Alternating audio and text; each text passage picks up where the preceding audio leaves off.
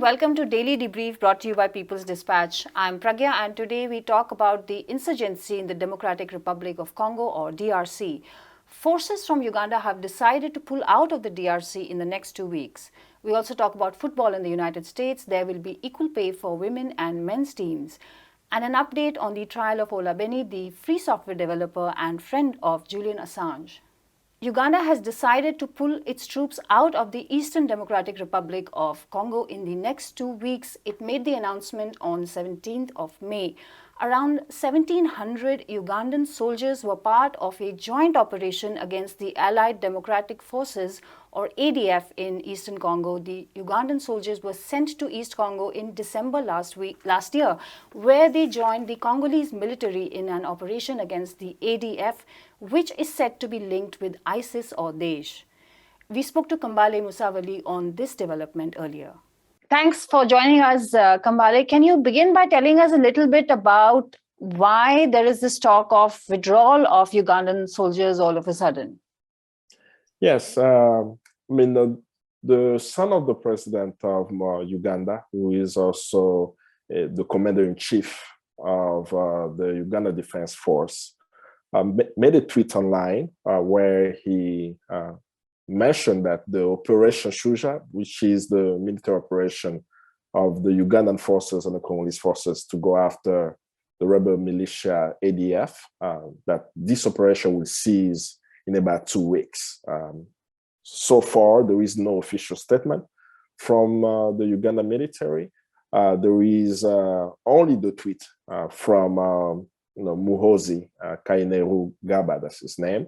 And there is a statement from the Congolese government. There was a press conference in Kinshasa a couple of days ago, where the Minister of Information with a commander of the Congolese army addressed the statement, where they also say that no, this is true, and we'll continue the state of siege. The backdrop to the announcement is also that this week in the Congolese parliament, they voted to extend the state of siege. So we know that even though there is mention that this military operation will stop, we know that the eastern part of the DRC, notably the northern, northeast, and specifically the Kivu region and the Ituri region, will still be under military control under the state of siege. So this announcement, of course, sounded as a surprise, but it doesn't change fundamentally the problem that we have in the Congo. No military operation will bring about peace in the DRC. The situation in the DRC is a political problem. Specifically, the situation with the ADF is something that we have to be much more careful as we discuss it. Because sometimes when we discuss the ADF, it's mentioned that they are tied to Islamist terrorists, which is not true. This has been debunked by the UN group of experts, by many local organizations. This is a narrative being pushed by the United States, the US military, specifically the Pentagon, where they are intentionally connecting a militia group in the DRC to ISIS without strong evidence that this is actually true. What does that bring to the DRC? It brings militarization of the DRC, right? Where you have now Kenyan troops, you have Ugandan troops, you have French intent to bring their troops as well, and you have US special forces who are in the DRC to go after the so-called jihadists. What was the context in which the Ugandan forces were fighting with the Congolese forces to fight the ADF? How did they end up there? Yeah. The Allied Democratic Forces is a Ugandan rebel force. They have been in the Congo since the late 1990s. They have political claims against the regime of Museveni, the president of Uganda. Now, you have to remember that Museveni has been in power since 1986. We are in 2022, he's still the president of the country. So beyond the political claim, some of their leaders claim to be bringing Islam to some of the regions in there. But now, specifically the joint operation, is happening in a very interesting backdrop, right? There are massacres being committed in the eastern part of Congo, and many of these massacres are attributed to ADF. The UN group of experts have investigated many of these killings, even the Congolese civil society. For some strange reasons, we have in the Congo 22,000 strong UN peacekeepers in the DRC, right? It's the largest UN peacekeeping forces in the world. Then now you have increased military forces, the Ugandan forces, as I indicated earlier, Kenyan forces as well, and of course the Congolese army. With all these joint forces, right, in thousands, tens of thousands of forces in the DRC, they are not able to bring down a rebel force that does not have a military power of more than 1,000 to 2,000 rebels within the military power. So one will ask, how come they're not able to be stopped? There is no political will to stop the conflict, right? This is becoming our boogeyman as we look at what happened in Asia, specifically with Afghanistan and Pakistan, where there is this mysterious war on terror that's never ending. There is a pretext of a war caused because people have to go after the Taliban and so on, and we see that it never ends.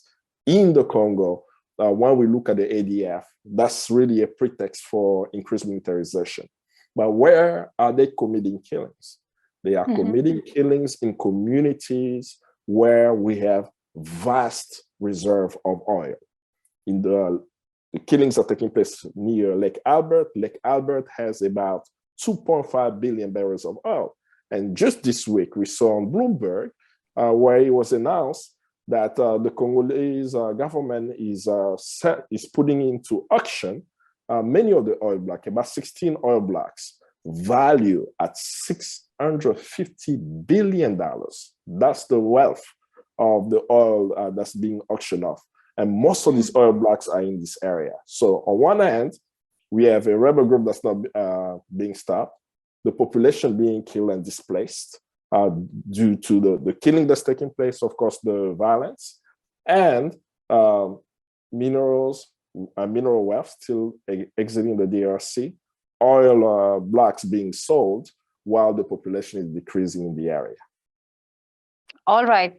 Thanks very much for that update. The US women's football team has long fought for equal treatment with their male compatriots. In December 2020, they reached an agreement with the US Soccer, the body that runs the sport in the country, for equal work conditions with male players. Then in February this year, the team agreed to a $24 million settlement that ended a 6-year legal battle over equal pay. Now, landmark labor agreements with members of the men's and women's national teams will include higher paychecks and shared World Cup prize money. And we have Siddhant Ane from NewsClick with us in the studio to talk about this. Siddhant, what are the highlights of this new contract? Like you pointed out, Pragya, it's been a longish battle legally, a much longer battle outside of the courtroom, just to even have the conversation that men and women deserve the same kind of pay for the same kind of work. Now, this is purely in the context of the national teams. It doesn't take into consideration what happens at club level, because there the structures are very different. The highlights of the new contracts that have been signed with both the men's national team and the women's national team are essentially that the bonuses and other emoluments that accrue to the players, most of which come from FIFA allowances during World Cup years. Okay. So in 2022, the Men's World Cup is going to be held in Qatar, and in 2023, Australia and New Zealand host the Women's World Cup. There are glaring gaps in how much money each of these gets the teams. But what the men and women in the US have come to an agreement on through their unions is that the bonuses will be pooled and then shared equally. So in that sense, it's a historic agreement, it's a landmark agreement, and one that we hope can sort of propel the women's game to a more equal footing. I mean, men's football is the biggest global sport in the world, and the women's game has been steadily growing, but nowhere close to as much attention and basics, right? A lot of this fight has been about basics like if you and I are going to the same game, why should you travel in a certain way, stay at a certain kind of hotel, get certain kind of practice facilities, and I, get either none of that or the standards are completely different. Okay. Didn't make any sense. So like the leaders of the women's union pointed out when this decision was made, that it's hard to really celebrate something that should have been this way all along. But it is a step, definitely a major step in the right direction. So apart from these bonuses, they will also share things like the share of ticket revenue, for example, and things like that. Also important to consider here is the fact that the women's football team representing the United States is among the most successful teams in the world. They won the Women's World Cup back to back in 2015 and 19, while the men failed to even qualify for 2018, right? The World Cup in Russia, the last World Cup. Despite that, the bonuses that went to the men's national team were far, far higher than what the women were getting. At some point, they just said enough is enough. Either you pay us or you find someone else to play, essentially. All right. Siddhant, what could be the other wider implications of this decision? Yeah, so I think everyone realizes that nothing like this has happened anywhere in the world before, where the men have also come or gotten in line and said, okay, we are happy to, because it's the right thing to do, we are happy to pool these bonuses and share it fairly and equally. So it's in that sense, it can be an example for players' unions in other countries as well, in terms of negotiating payment arrangements and other things with their national federations. If we look at India, for example, where we are at the moment, the Players Association of India represents mostly only men players, because there's no professional really structure for the women as of now. So these unions need to, I think, be empowered, emboldened, and understand that they have a massive role to play in how the sport is governed. And because it's a sport that has this kind of universal appeal, it transcends, many kind of things.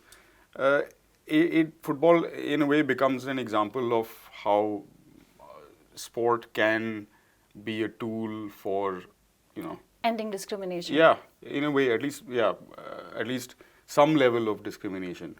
The kind of arguments that have been made against equal pay for equal work have been absolutely ridiculous arguments based on things like TV revenue. Or you look at how FIFA differentiates between the two. The bonus purse for the Men's World Cup for this year in Qatar is $440 million US. For the Women's World Cup in 2023, it's just 60.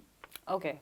Right, so that kind of indicates how FIFA, which claims to be in it for the good of the game and this equal platform and pushing the women's game, still looks at women's football as more of a PR opportunity than a serious sport that it considers to be at par with the other game. All right. Siddhant, thanks a lot for that update on Anytime. ending some of the disparity between men and women. The latest phase of the trial of Ola Benni, free software developer and computer security expert who was arrested in April 2019, was held this week. Benni was arrested in Ecuador hours after Julian Assange was ejected from Ecuador's London embassy 3 years earlier. Benni, a Swedish citizen, was accused on flimsy evidence and the entire process was marked with irregularities. For the last 3 years, the trial has become enmeshed with the larger political campaigns that have sought to paint him as a mastermind of crimes in cyberspace. We spoke to Anish from People's Dispatch about what to expect from the trial and why Benni is on trial in the first place. Hi Anish, thanks for joining us. Anish, can you tell us what happened in this trial this week?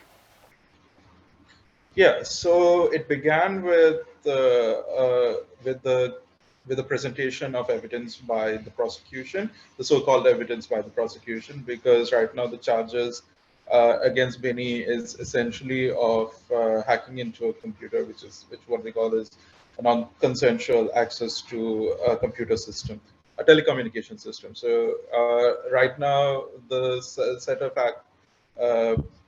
as so-called evidence that they're trying to present is basically a couple of technical experts who have come as witnesses, which is something that they're continuing from the last phase of the trial, the first when it was first held in January. So it began with that, and the defense eventually started presenting their technical experts as witnesses, and also the counter evidence against prosecution's claims. So it was pretty much quite a usual set of courtroom uh, process. So nothing really great happened, but it's basically because the whole prosecution right now hinges on uh, determining whether or not Benni is capable of hacking, which is also quite a problematic thing about the trial, which is something that his defense has also talked about, because right now it is not necessarily the actions of Benni that is being judged. It is pretty much trying to paint a character outline of his that the prosecution is trying to do, and which is what we have also seen in a very similar case elsewhere, which is in London, where Assange is also pretty much being charged, but instead of presenting hard evidence, what we are seeing is sort of a character history being painted by the prosecution. So this is Right. very similar set of two trials happening in parallel, and ironically, not ironically, but very, it began at the same time. So the manner in which they are connected is quite obvious. It has become quite obvious over the years. Right. Can you also give us some of the background to the allegations against him and what the allegations really are? Yeah, so first thing we need to understand is that when Benny was arrested on the same day that Assange was arrested in London, he was arrested without charge. He was detained for hours together without access to a lawyer, or without having in contact any of his friends or family or anybody. So it began with a very irregular sort of arrest. It was a gross misconduct on the part of Ecuadorian police at the time, and it went against the law, to be very honest. At the same time, over the years, since 2019, when he was arrested, the past 3 years, we have actually seen the prosecution changing goalposts one by one. They have actually changed and amended charges multiple times. In fact, they took their sweet time in actually filing any set of hard charges against Benny. It first began as his supposed association with Assange, and of him, the allegation earlier began as him having accessed or hacked into government computers, which then over time became just access to, like, unauthorized access to telecommunications systems that constitute a computer. So it's a sort of like, because they couldn't really bring up any kind of proper evidence against him throughout the time. He was put in jail for 70 days during that, and he had to be released because the prosecution was not really able to file any substantial evidence against him for the charges that they were trying to put against it. He's now still confined in Ecuador, in Quito, so he really can't leave the country, but so he's not exactly a free man.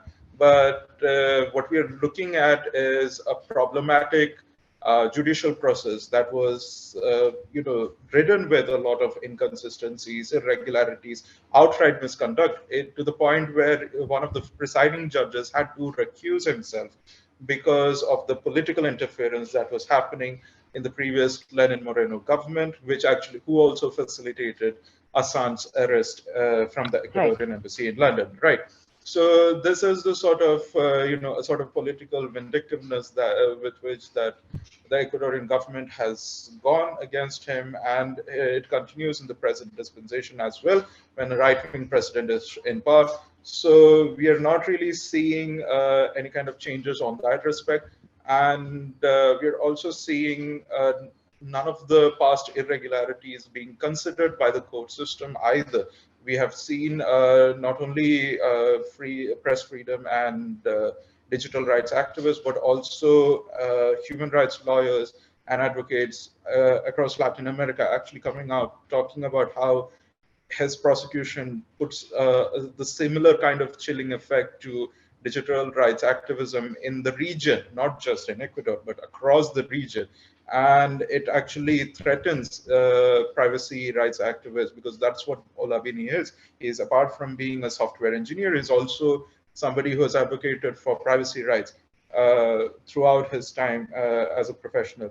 And so this is something that that is aimed at attacking this sort of activism, and that is what human rights activists also see. They have also pointed this out repeatedly throughout the trial, and have actually called for these charges to be, because the charges are again not substantiated so far. His systems were accessed without any authorization. Again, a lot of irregularities have happened. So this is not really a fair trial from the get-go.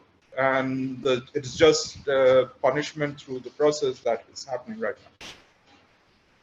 All right, Anish, thank you very much for that update. And that's all we have for you today. Do come back to us on Monday. And for more news from around the world, please visit peoplesdispatch.org and follow us on Facebook, Twitter, and Instagram.